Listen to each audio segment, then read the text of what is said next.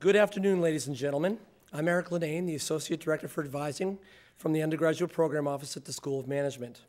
Congratulations to our newly admitted Boston University students and families. Our session with the Dean is divided into two parts. First, Dean Freeman will share his perspectives on Boston University and the School of Management. After the conclusion of his remarks, he will address several questions from the audience. This morning, we are deploying new technology developed internally by School of Management students and recent graduates. It is an audience polling application that will enable you to ask questions of the Dean. If you have a smartphone, iPad, or laptop, feel free to visit the audience polling application during the presentation and submit a question you would like the Dean to address.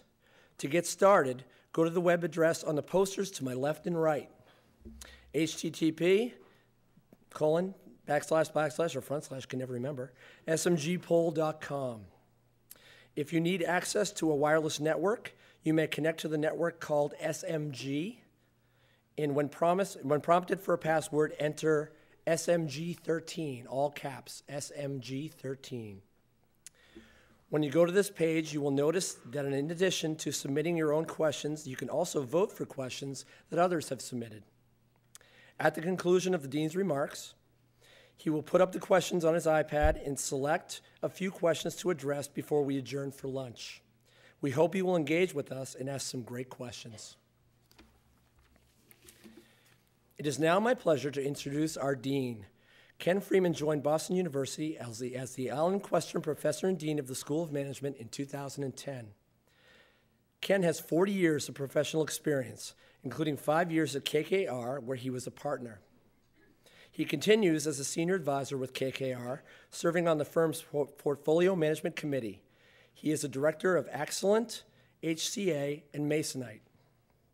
Ken began his career at Corning Incorporated in 1972, progressing through the financial function before leading several businesses. He joined Corning Clinical Laboratories in 1995, and the company was spun off from Corning as Quest Diagnostics Incorporated soon thereafter. He led the dramatic turnaround of Quest Diagnostics as chairman and chief executive officer through 2004. A study of global business leadership conducted at INSEAD and published in the January 2013 issue of the Harvard Business Review named Ken one of the 100 best performing CEOs in the world. Ken received an MBA with distinction from Harvard Business School in 1976 and a BSBA summa cum laude, Phi Beta Kappa from Bucknell University in 1972. Please join me in welcoming Dean Freeman.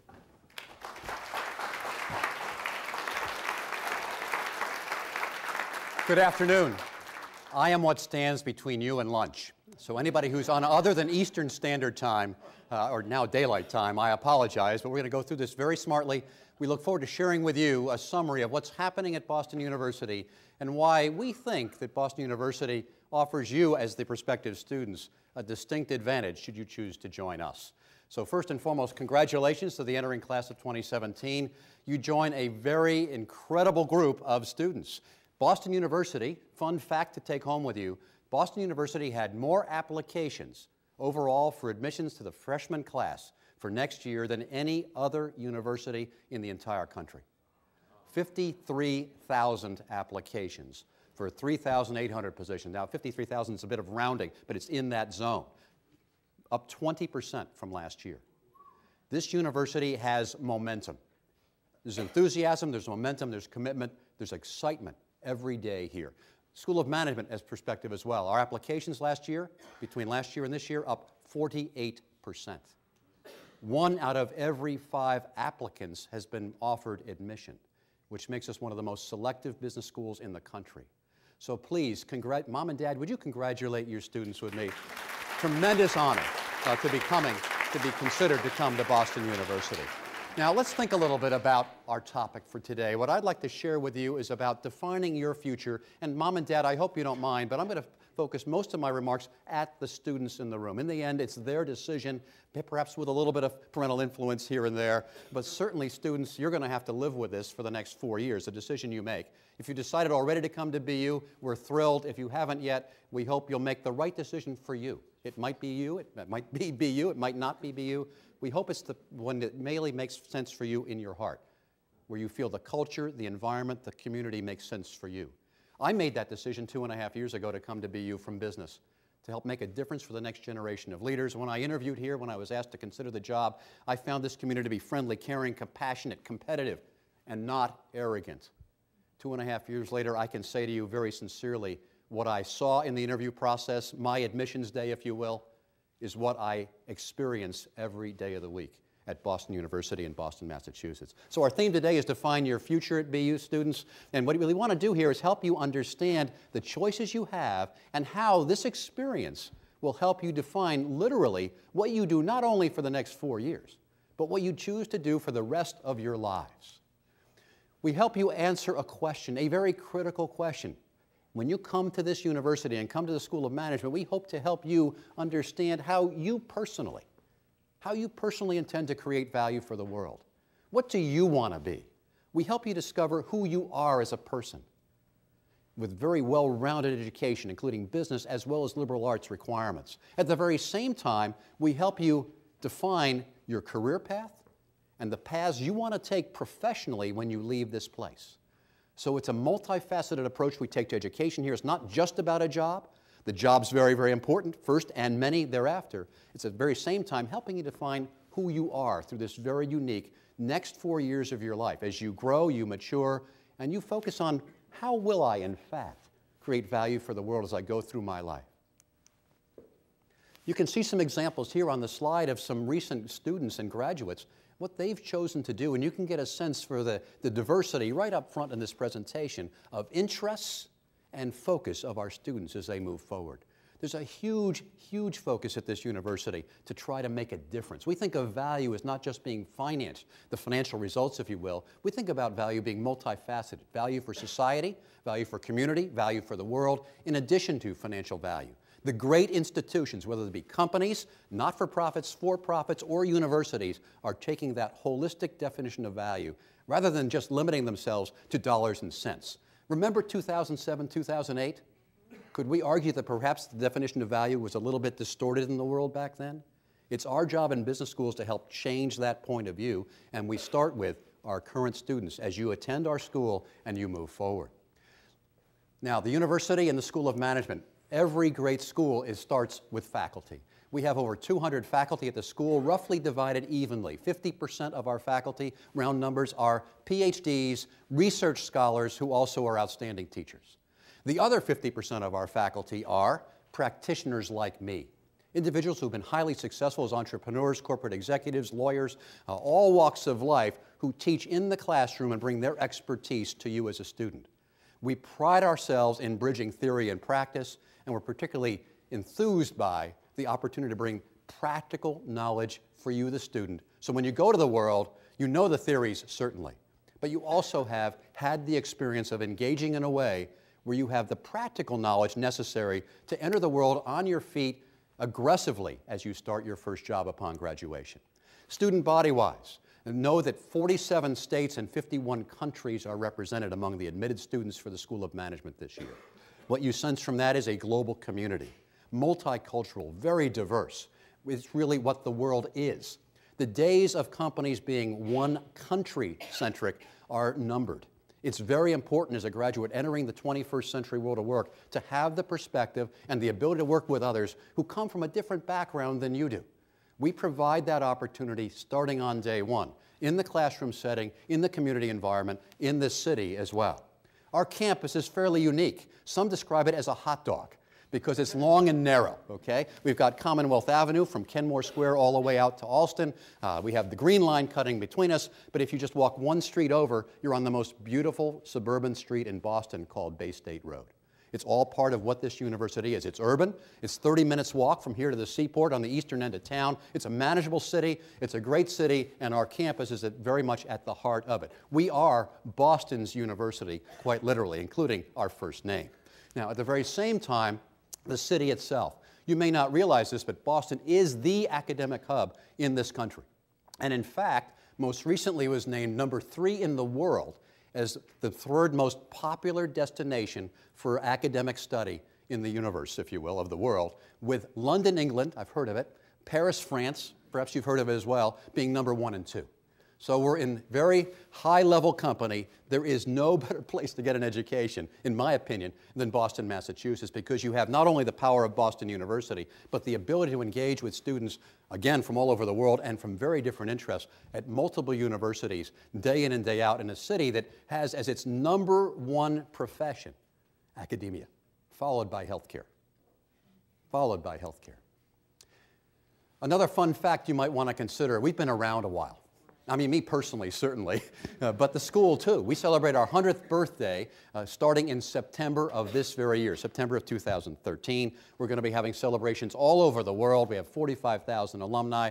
You'll be eating some birthday cake should you choose to join us more than once during the year. We have a great agenda of speakers and other events planned for the school. These pictures are not current pictures, just in case you're confused. For those of you who may not realize it, on the right-hand side, this is what a computer looked like many, many, many decades ago. And this is called black and white photography, for those who might not be familiar with it also. So now let's think about your educational experience here, right? You're coming here to get an educational experience. It's a combination of what happens inside the classroom and outside. But we're going to start inside the classroom, if you don't mind. And the way to look at it is this is the foundation, if you will, for how we are operating the school, preparing you to make a difference for the world, to prepare for your profession, and to learn more about who you are to define yourself. Let's start with that vision again. We mentioned it earlier, creating value for the world. You can see in the middle of this schematic, you see something called innovation right at the core, and you see 3 circles: health and life sciences, digital technology, and social enterprise and sustainability. Again, a fun fact for consideration. As we look to the future, we want to make sure we're preparing you, our students, when you graduate, to be gainfully employed, successfully employed for decades to come.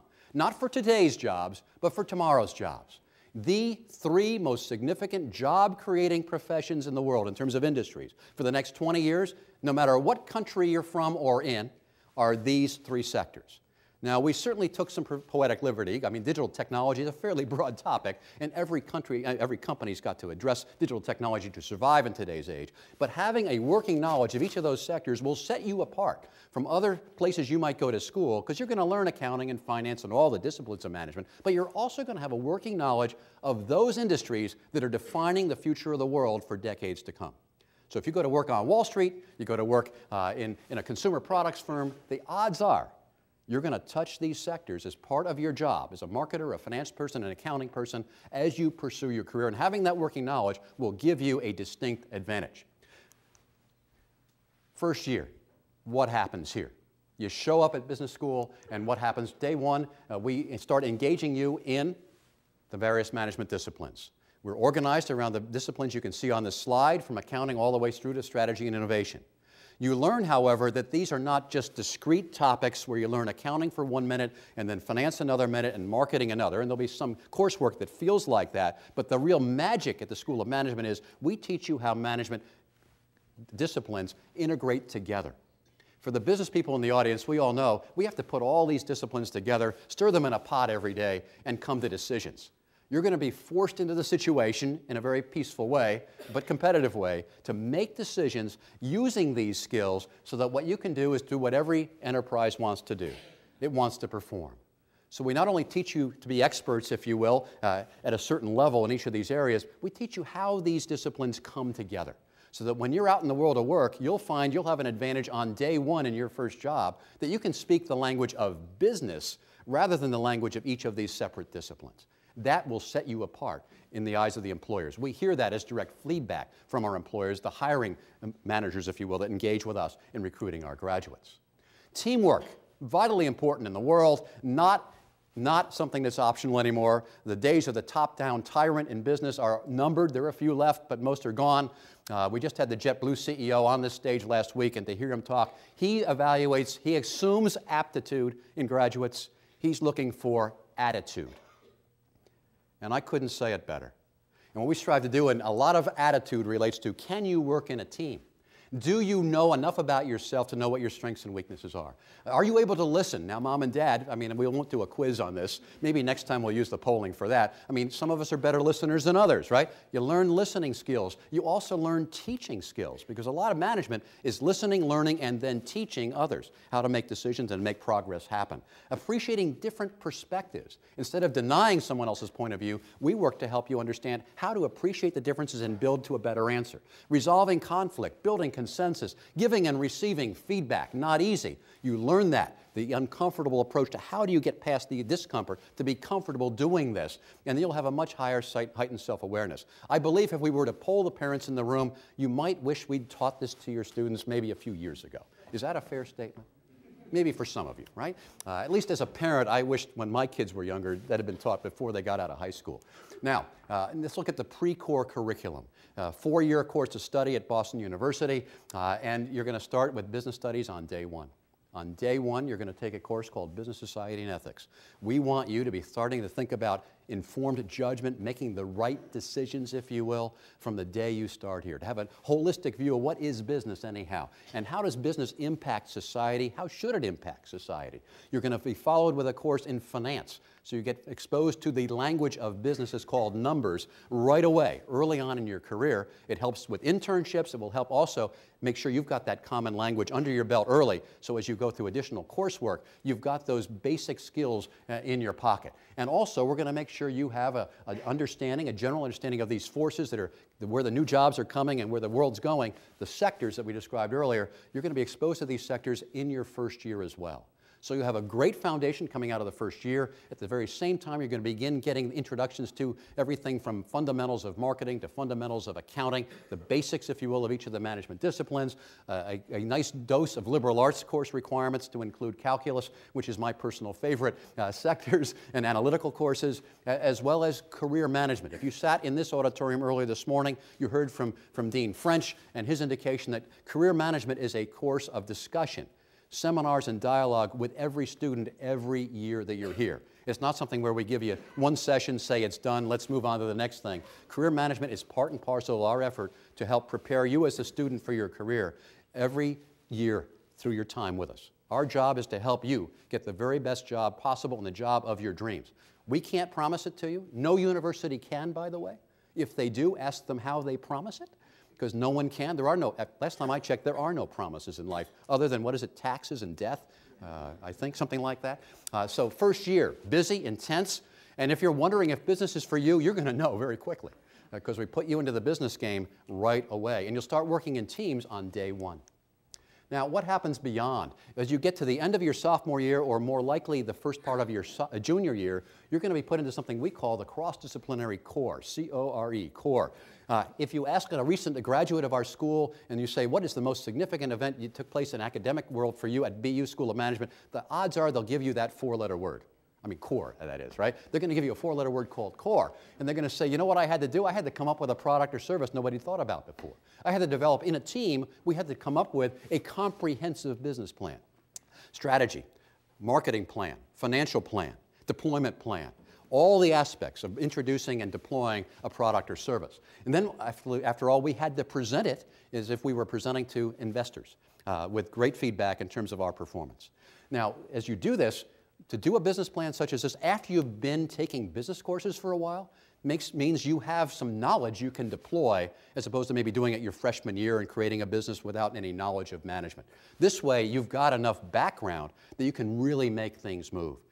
Employers love this, and our students really love it, because when they go to work, employers say, how come you can make such a great presentation? How come you can work in teams? How come, and when I look at other graduates from other schools, I don't see those kinds of skills bringing forward. So we give you the hard and the soft skills to make it go, and this is a very important part of what we provide you in your educational experience. Now, post-core, this would be the latter part of your junior year and your senior year.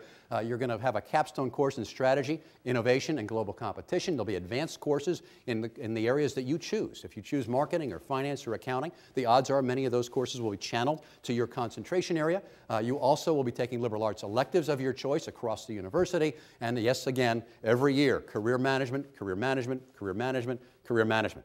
If you graduate in 3 years, I guess I'll say career management 3 times. If you graduate in 5 years, I wish you very well. mom and dad in particular, right? And please try to graduate in 4 years. It's really, really important. Is that right, mom and dad? I mean, it's a really good idea, is it not? Now, how about your academic focus? The degree you will earn when you leave this place is a Bachelor of Science in Business Administration. That's what it's going to say, and it will say that your major is management. It's not where it ends, however. You have a choice of 10 different concentrations at the school, from entrepreneurship to accounting to finance to marketing to organizational behavior. That choice is yours. You declare along the way, and the course electives you take help you earn the concentration, if you will. Those choices are yours. We have a wide array of choices for you. Each are exceptional in nature. There's not one that's more important than another. We're here as a balanced business school to give you the choice so that you can make the difference you want to make in terms of your choice for academic experience and then what you want to do in the job that you go out to. Lots of flexibility here. If you are very ambitious, which many of our students are, you can in fact pursue a minor outside of the School of Management. So if you want to pursue a minor as it relates to something in the fine arts, a minor in the arts and sciences area, that's open to you. This is a university with 16 schools and colleges. School of Management is one. Outstanding education across the board. You make the connection, our advisors help you do that, and you can literally tailor your education in a university that is about as diverse in terms of opportunities for majors and minors and concentrations as any that are out there today. Some examples of dual degrees, if you want to go that extra step and have 2 degrees upon graduation.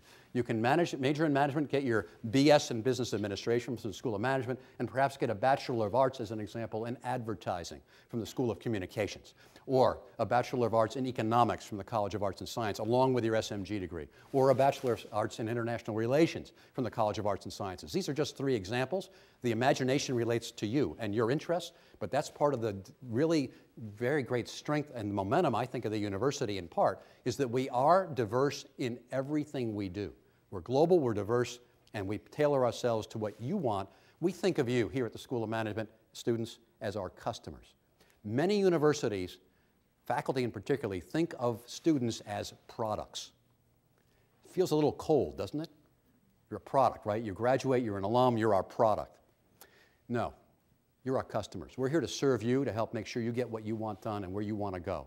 And it may to some of you sound like that's kind of hocus pocus, but look, as a person who's been in business forever, if you don't treat the individuals you're trying to serve as customers, you're going to come in last. And I believe much of higher education has not treated students as customers. That's a topic for another day. We have made that transition here, and you make your own judgment, but I think it matters to you too, to be treated like a customer. After all, mom and dad, is there an investment involved here? Are you investing? I have a feeling you are. Wouldn't you like us to treat your students as a customer? I think you would. Now, global experience. BU has a wide array of opportunities, from study abroad to internships, field exploration, all over the world. A comment briefly about this. Remember, we have global diversity in terms of the student body. At the very same time, global experience, very important part of the curriculum and what we offer. At the School of Management and the university, study abroad is a very important component. BU was one of the very first universities to offer study abroad. If you were to go to Asia today and mention the words BU, the brand recognition of Boston University outside the United States is higher than it is in the United States. And it's been that way for 40 years. The BU reputation in the United States, part of the momentum again, is catching up to what the world already knows. A president of a university in the Ivy League whose colors are red, not crimson, and white, recently told admitted students that if you want to do study abroad, I recommend you take a BU study abroad program and engage with BU students. My son, 10 years ago, graduated from a school, and he did a BU study abroad program, and he did not go to BU. People benchmark this university. You will have an outstanding experience should you choose to do it, if you choose to do study abroad. The options are very, very significant. We're not yet in Antarctica, so if anybody wants to make their school decision about which continent to go to, I'm sorry, we're not yet in Antarctica, but we're in the other 6 continents. We're in 30 cities, 20 countries, and constantly expanding our offerings. Community service, you know, this is not just about what's inside the classroom. Your educational experience will happen as much in many ways outside the classroom as it does inside the classroom. You can be doing anything from helping to clean up the Charles River, to serving in a food bank, to engaging with elderly people in the community. The choice is yours. An example of the community service orientation of the university is the BU students overall at the undergraduate level earlier this year committed 1 million hours of community service in the next 3 years to Boston as part of their contribution to a major capital campaign that Boston University is doing. So in lieu of dollars, they're committing their time and talent. It says something to me about the nature of and the passion of our BU students overall. It's a very significant event. Never been done at any other school, actually, or college. Student organizations, another way you engage, leadership skill development, no better way than to practice it. 25 student organizations today at SMG. You can see several listed here. And really, your imagination is what limits this. Earlier this week, as an example, a student came forward with about 30 interested students. He's a sophomore, wants to create a trading club, not to be confused with a finance club. Trading in the sense of very rapid trading using analytics as opposed to investments that might be a slightly longer term investment perspective. And we're working through that process for them because we've got the student interest. Students do the leadership. They lead the process. We facilitate that opportunity for our students to pursue their interests, your interests, as you go through your experience with us. Again, a very important part of your experience is not just the classroom. It's what do you do in the community? What are you doing to further your learning in ways where you can practice your leadership skills to prepare for the real world, if you will, once you graduate. Now, part of the practice piece, the way I'd boil it down for us, if I were to say to all of you as students, I'd say, you know, what about this thing, leadership, Ken? You've mentioned leadership at least 30 times so far in the first 10, 15, 20 minutes. What do you mean? I'm going to simplify it to my simplest level. I would say, number one, certainly, you're all number one, you're smart. We know that. But how do you identify a problem? How do you analyze it? How do you come up with alternatives? How do you go through a process of making decisions? Using your head, very important. You would expect an academic institution to do that, wouldn't you? I mean, after all, right? You're intelligent and you want to get a degree. Now, on top of that, though, we encourage you to use your heart, often an underutilized part of what goes on in business. So we would hope that you would leave here having empathy, being non-arrogant, having passion, knowing what your passion is, which goes back to the heart. If you know your passion when you graduate, as you know yourself better, it will inform your career choices and will inform who you are. The ability to treat others with dignity, fairness, and respect is a big part of this as well. You'll learn that because you're working with teams with people from all over the world with very different walks of life, and you're going to learn how to, you're not going to be forgiven either. You're going to have to learn to work with each other. It's a good thing. Why not learn it here rather than having to learn it in the workplace? It's a great life skill that will serve you well in whatever you choose to do. Now, finally, we also put the lion up here, right? You've got to have courage. You've got to be willing to take risks. In business, the way value is created is by taking risks. So we would hope you'd take informed risks, but the ability to have the courage to make a decision, the courage to actually implement the decision, and oh my gosh, the courage to pick yourself up off the ground once the decision doesn't work exactly as the way you'd like. That's really important, too. So we really focus on all three of these areas from a practical standpoint as we help teach you what it means to be a leader throughout our curriculum. So when you go to the world, you're ready to take the world by fire. Rankings. I'm sure they're important to many. They are to us as well. We're a top 25 in Bloomberg Business Week. We're number 40 in U.S. News and World Report. Quick quiz question. Which ranking do you think I like better? Right? I like the one on the left. Now, I do like it number one because the number's better, but also the way U.S. News does its polling, they poll deans exclusively. So they send people like me an SAT-like form listing about 800 business schools in America and ask me to circle a dot from, I don't like this school, do I think it walks on water? And the 95% of the deans in America are scholars. They're PhDs. I respect them highly, each and every one of them. But they're voting for their friends and neighbors and their research, not for the students and what happens in terms of the classroom and the experience and placement. That's not what they're voting for. I'm one of the 5%, very much in the minority, that are business people first and foremost, here to try to make a difference for you. And so I like Bloomberg better because they use metrics. So we're number 23 overall. We were just named last week number 7 in the United States for finance. That's based on student feedback, anonymous student feedback, and it's an evaluation of what's happened inside the classroom. It's a tribute to our faculty that our students have identified us that strongly for this program. Unbiased, we have no impact, students do their voting anonymously, number 7.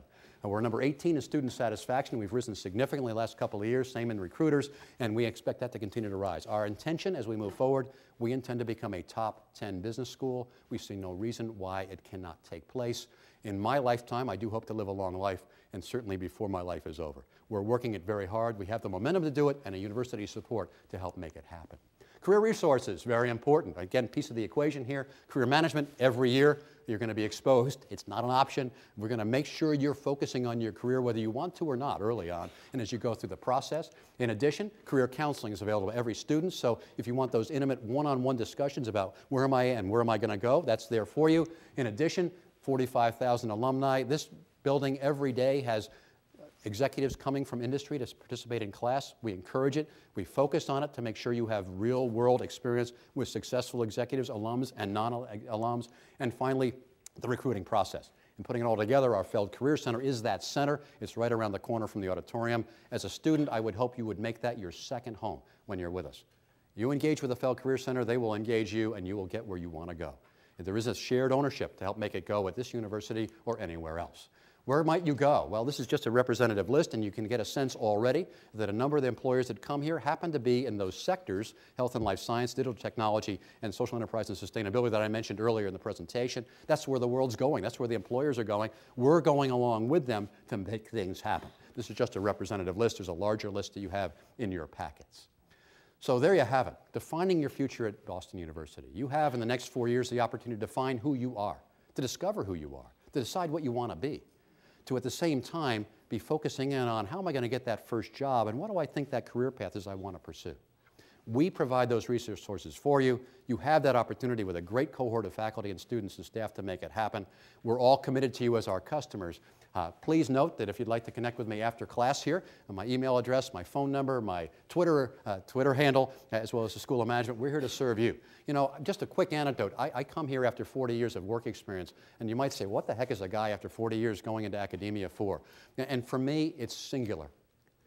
My life trajectory was defined by my undergraduate experience. I went to a different BU. I went to Bucknell University in Pennsylvania. I was a first-generation college student, and my parents were so happy when I got my degree. They said, enjoy life. You've made it.